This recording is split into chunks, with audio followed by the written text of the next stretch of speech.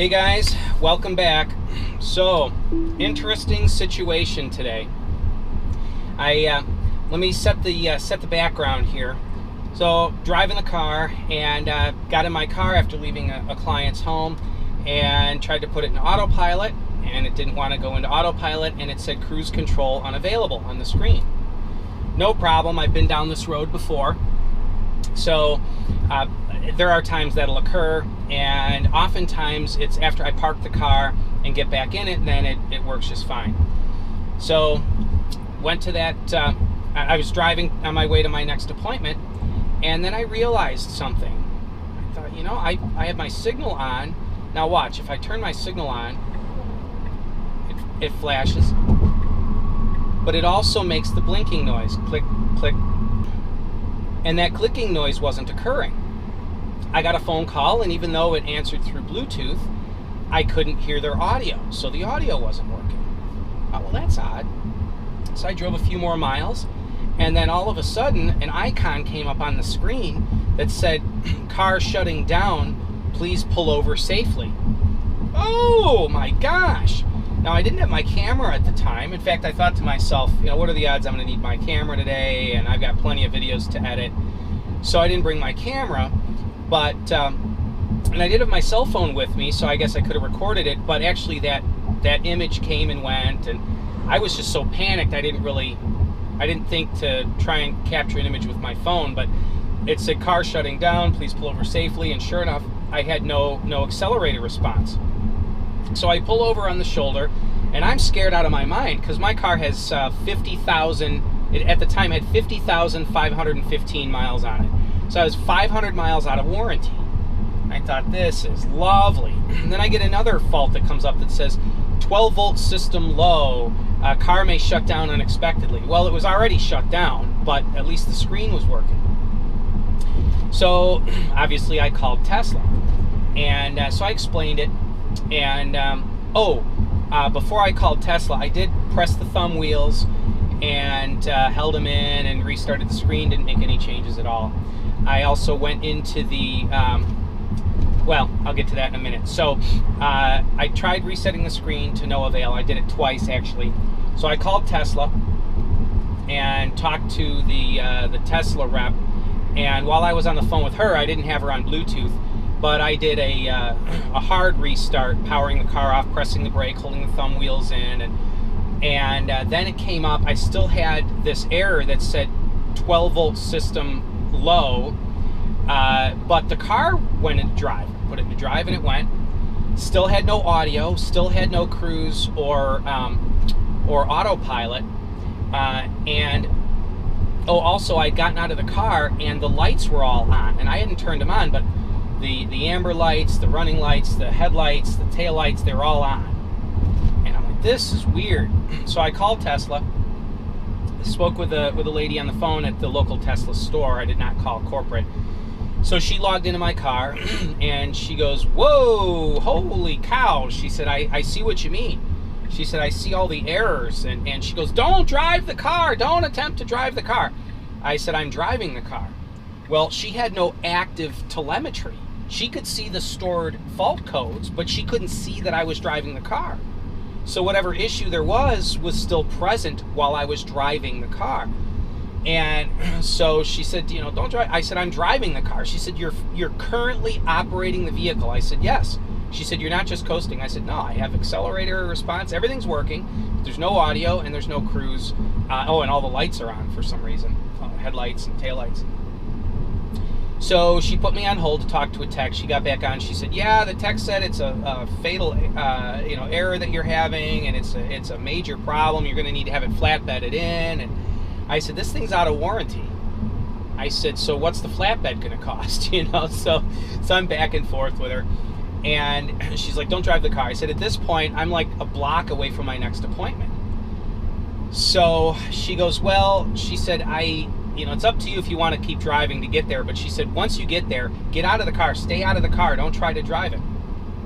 Okay, so I drive to my next stop. I get out of the car. All the lights are still on, and I thought, So I did a hard restart, pressing the brake, hitting the thumb wheels, and as soon as the screen powered down, I got out of the car, grabbed my equipment, went into the customer's home, because I have had the experience in the past with certain glitches. Now, I've never had the car shut down like this before, but with certain glitches, it really only goes away. Like if I leave my if I don't have cruise control or autopilot, that glitch only goes away when I walk away from the car for a while and then come back to it. So I did a restart again and walked away from the car, went into the customer's home, came back out, and got in the car. The lights were off. I have my audio's working, my Bluetooth is working, autopilot and cruise controller working. Everything's working. And so I talked to Tesla, and they said, well, it sounds like your computer's bad. I said, here's the thing. If I had a hardware problem, it wouldn't turn back up. It wouldn't come back on. I said, and if there's a software problem or like a firmware problem that I would need a new computer or something, the errors wouldn't go away. I said, I've been down this road with Tesla before. When you have an error come up, it's up. I mean, you can fix the problem that sent the error, and it'll take quite a while before the car believes that it's really gone and will turn that error off for you. I said, but all the errors are gone. So she said, well, I can't counsel you to drive the car. I really think you should bring it in. I'm like, it's not under warranty. I'm not bringing it in. So I've now driven the car probably 60 more miles without any issues. But I want to let you guys know that if you have a problem with the car, don't just hit the thumb wheels and expect it to restart. You have to press the brake and the thumb wheels to do a hard restart. And then also, my advice is to do that, and as soon as the screen blanks, get out of the car and walk away from it and give it 10-15 minutes, then walk back to it and let it thoroughly reset itself, because that's what made it go away for me. But a little scary. I mean, I was in a populated area. It's the middle of the day. It's not like I was in a bad part of a city at night or something, but it is kind of disconcerting. And but I want to post the good and the bad of Tesla ownership. Now, that being said, every car we've ever had, this car has over 50,000 miles on it. Every other car we've had has had an issue in less than 50,000 miles. So, you know, 6 of one, half a dozen of the other, and this didn't leave me stranded, although it could have. Especially if I was unwilling to push hard to try a bunch of different things. I think a lot of people would have given up, walked away from the car, had it towed in, only for Tesla to do a hard restart and have it work. So if your car stalls, especially if you know somebody else that is more knowledgeable than you on the way Teslas function, make sure you talk to them and do your best to get it to come back on.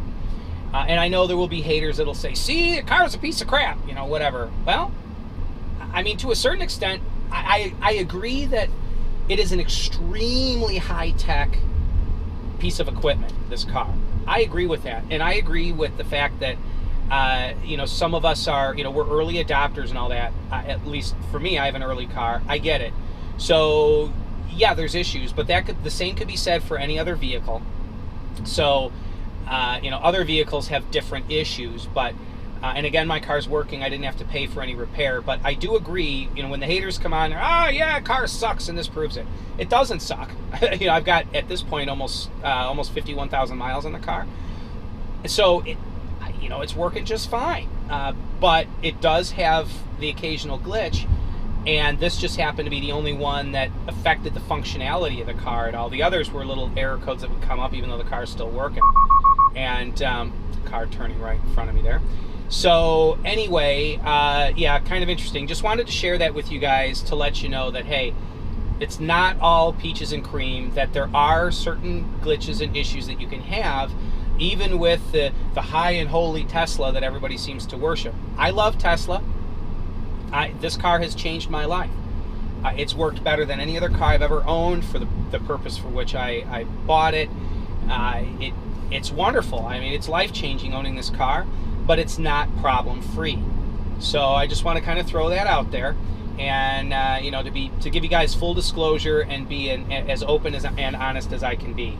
So anyway, thanks a lot for putting up with all the rambling. Go ahead and give me a thumbs up, like and subscribe if you haven't done so already.